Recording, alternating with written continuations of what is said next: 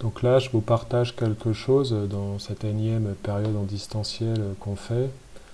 En quatrième, la semaine dernière, j'ai fait les pyramides, la définition, puis les patrons. Et j'ai fait ça en distanciel et c'est pas mal passé. Donc j'avais fait des pyramides avec GeoGebra. Je vous transmettrai les fichiers, vous pouvez les utiliser et même les réenregistrer sur votre compte en ligne GeoGebra. Sachant que là, c'est fait avec ma résolution graphique, donc si vous les ouvrez avec une autre résolution graphique, ça peut changer, mais c'est facile à modifier, à adapter, puis à adapter à sa sauce. Donc la première pyramide, là, ils avaient une pyramide régulière à base carrée, puis ils devaient en faire deux patrons. Euh, un patron où on devait développer par rapport à la base carrée, qui est en bleu là, et un patron où ils devaient développer par rapport à une face latérale SMR. Et mon objectif, c'était de travailler sur deux compétences. La représentation dans l'espace, bien sûr, et puis l'utilisation du compas, qui est de repiquer des mesures. Parce que souvent, les élèves pensent que le compas, ça sert uniquement à faire des cercles, mais ça sert aussi énormément à repiquer des mesures, et notamment pour les patrons.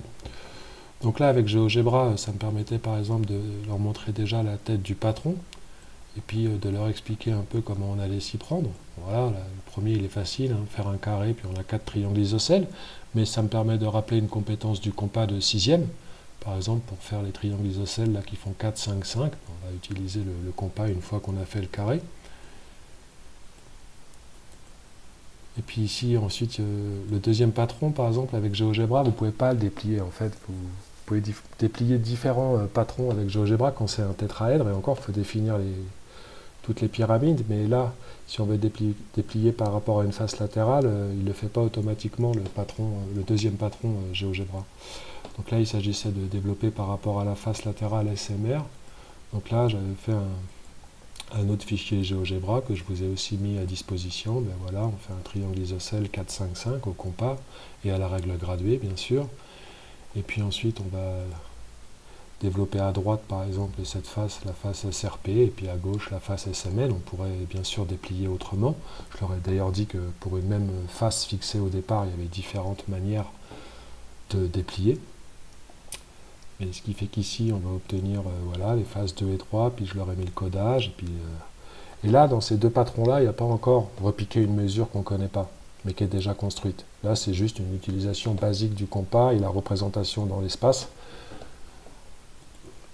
Puis ensuite, on dépliait ici, par exemple, la face NPS en la dépliant par rapport à l'arête SP.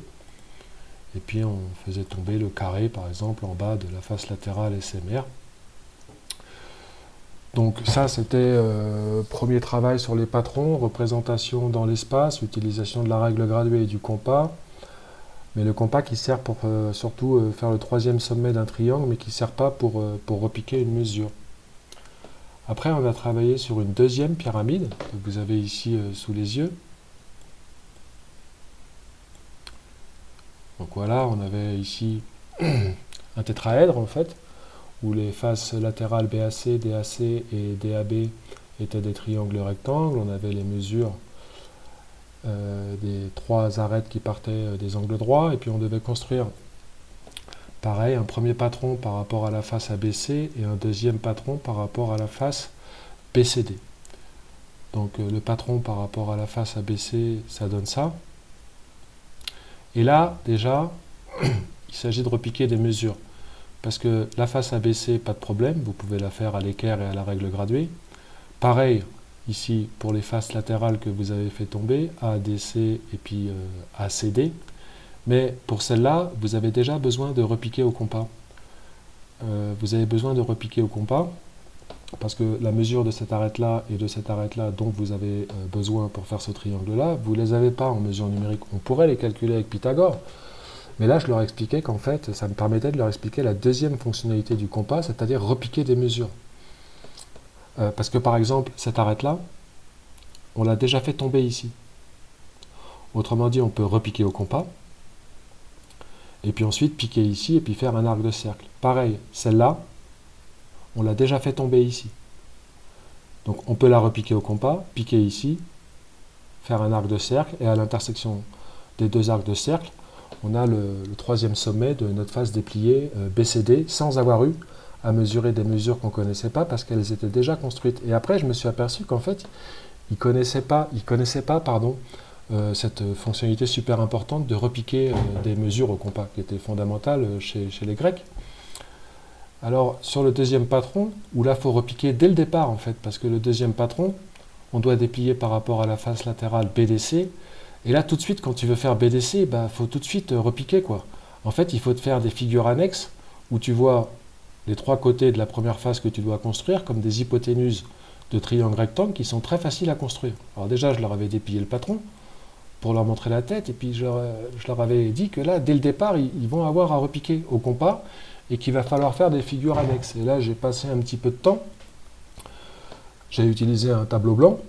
Bon, là, c'était fait pour la section internationale. J'ai fait le même pour la section pas internationale, mais ça ne change rien, c'est la méthode où je leur disais, bah voilà, on va faire des figures annexes, puis je leur avais tout expliqué en leur disant, bah voilà, là, pour faire votre phase de départ, bah, vous allez déjà faire des figures annexes pour pouvoir repiquer les mesures que vous ne connaissez pas.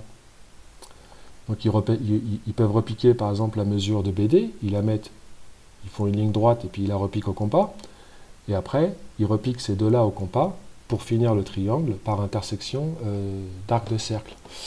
Et ça, en fait, en distanciel, en le préparant quand même un petit peu, eh ben, c'est plutôt bien passé et ils se sont vraiment amusés. Et puis comme ça m'évite de faire un peu toujours les mêmes trucs, caout, trucs comme ça. Si le distanciel est dur, je ne vais pas faire des caouts pendant 50 fois. Donc là, je voulais vraiment faire autre chose. Et par exemple, ça en distanciel, eh bien, ça passe. Et en plus, ça les fait manipuler. Ce qui fait qu'en fait, on explique pendant 7-8 minutes à l'écran. Et après, ils ne restent pas devant l'écran. À la limite, ils ont l'écran pour avoir la pyramide et les mesures. Mais après, voilà, ils sont dans la représentation dans l'espace, ils déplient dans leur tête, ils font le patron, ils regardent les mesures qu'ils peuvent avoir directement, celles qu'ils peuvent repiquer au compas. Et ça, eh ben, bien, en distanciel, j'ai trouvé. Je vous mets à disposition tout ça. Ça peut servir, d'accord. Et puis j'avais aussi fait une troisième pyramide, d'accord. Voilà, quoi. Je vous mets les trois pyramides et puis le patron de la pyramide 1. D'accord. Et là, par exemple, sur un tétraède, en fait, vous pouvez faire déplier les différents patrons. Là, par exemple, c'est par rapport à la face ABC. Et là, je peux facilement définir la deuxième pyramide, en fait, qui est la même, mais avec une autre base. Donc là, je peux voir le deuxième patron. Alors que quand vous avez une pyramide qui n'est pas un triangle rectangle, qui n'est pas un triangle, pardon, quand c'est pas un tétraèdre, GeoGebra développe automatiquement que par rapport à la base en fait. Voilà.